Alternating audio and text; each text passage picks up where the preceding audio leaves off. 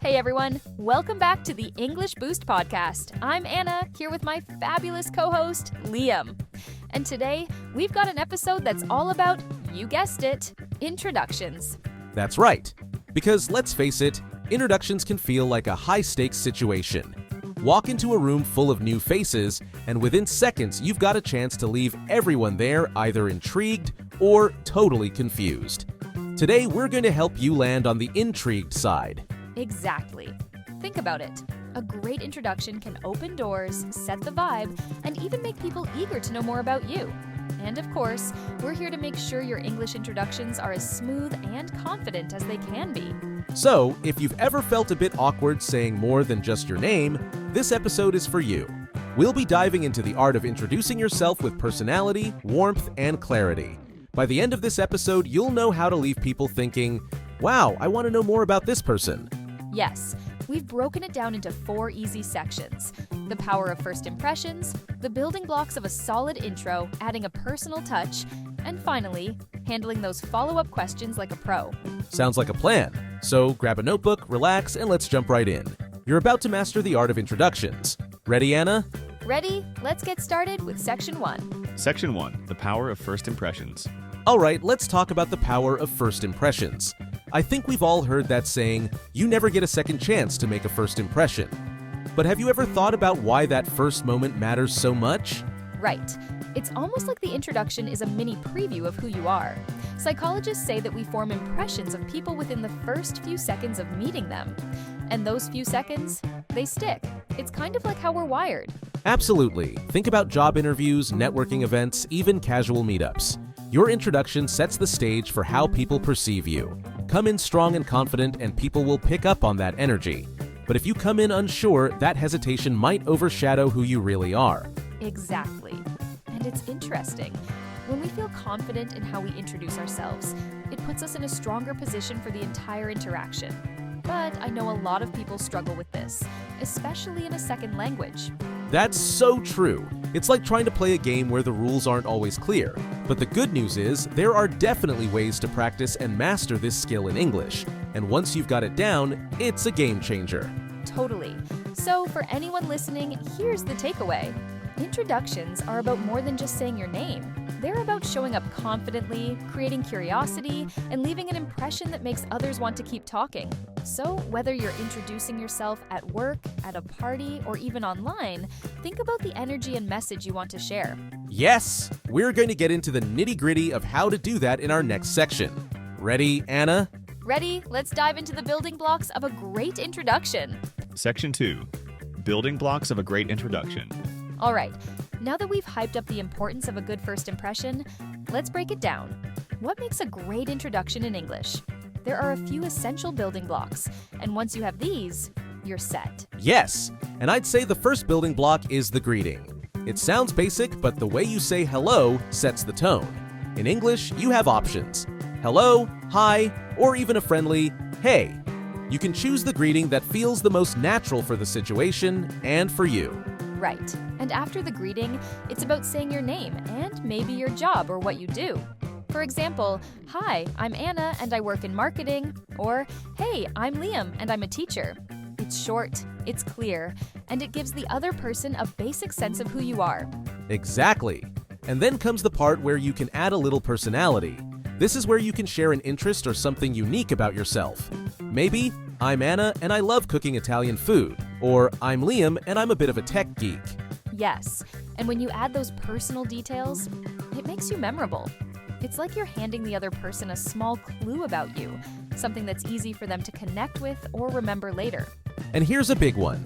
Be aware of common mistakes. One mistake we see is overloading the introduction. If you list every detail about yourself right off the bat, it can be too much to take in. Keep it simple but meaningful. Yes, the goal is to leave a little room for curiosity. Let people ask follow-up questions. Don't give them everything at once. And another tip, remember to smile and keep eye contact if you can. Even if it's just a little smile, it makes a big difference in feeling approachable and friendly. So, to recap, start with a greeting, introduce your name and what you do, and add a touch of personality. Keep it light, clear, and leave space for curiosity. Next up, we'll talk about how to add even more personality and warmth to make your introduction truly stand out. I'm excited for this next part. It's all about bringing a bit of you into the introduction. Let's go! Section 3, adding personality and warmth. So now that we've covered the basics, let's talk about what makes an introduction memorable. And that's where personality and warmth come into play. This is the magic sauce, right, Anna? Oh, absolutely. Adding a bit of your own unique spark can make all the difference. You know, when you add warmth and personality, it's like you're inviting the other person to connect with the real you, not just a list of facts. And people remember that. Exactly. Think of it as showing a bit of your human side. Like, instead of just saying, I work in finance, you could add, I work in finance, and honestly, I love finding ways to make numbers actually interesting for people. It's small, but it adds that little spark. Yes. Or you can throw in a bit of humor. Something like, I'm a designer, which means I spend half my time in Photoshop and the other half convincing my cat not to sit on my keyboard.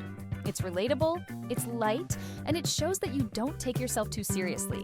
Humor is such a great tool because it instantly makes you seem more approachable. But if humor isn't your thing, that's fine too. You could share something you're passionate about, like, I'm a teacher and I absolutely love helping kids discover a love for reading. Right. Authenticity is key here. And a great way to keep it authentic is to think of what you'd say if you were introducing yourself to a friend. How would you show them who you are, not just what you do? That's a good point. Plus, when you add these personal touches, you also give the other person a chance to connect with you on a more meaningful level.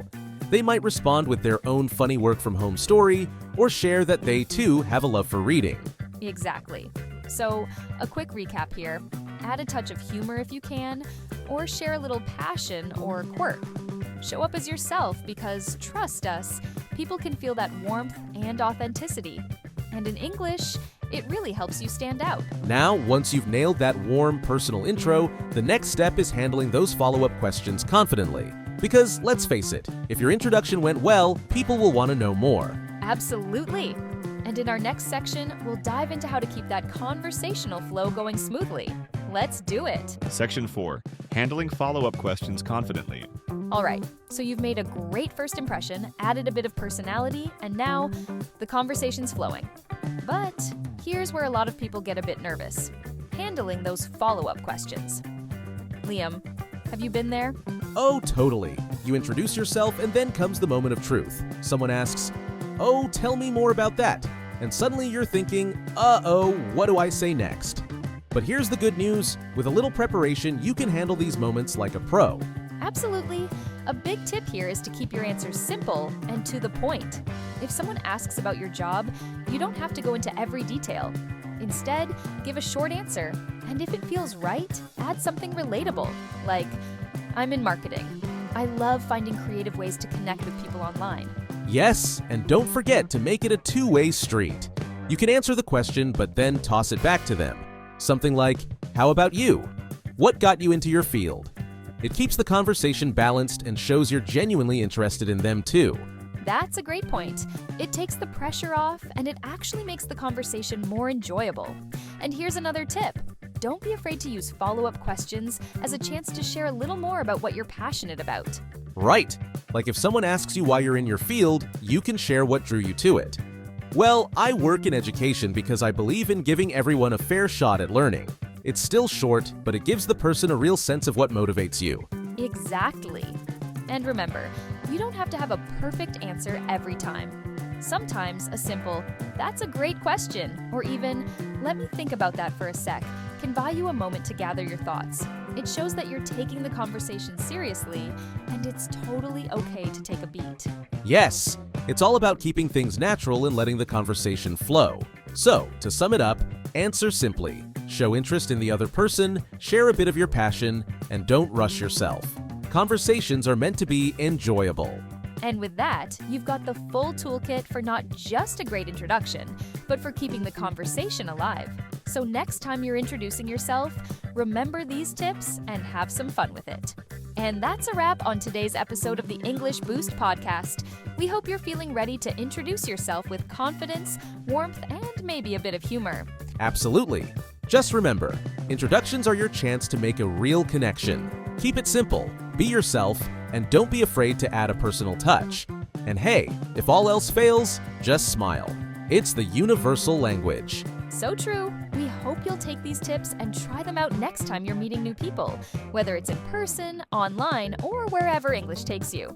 And if you enjoyed this episode, don't forget to subscribe, leave us a review, and share it with anyone else who might want a boost in their English skills.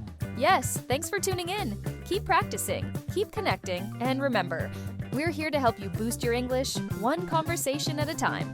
We'll see you in the next episode. Until then, happy speaking. Bye, everyone.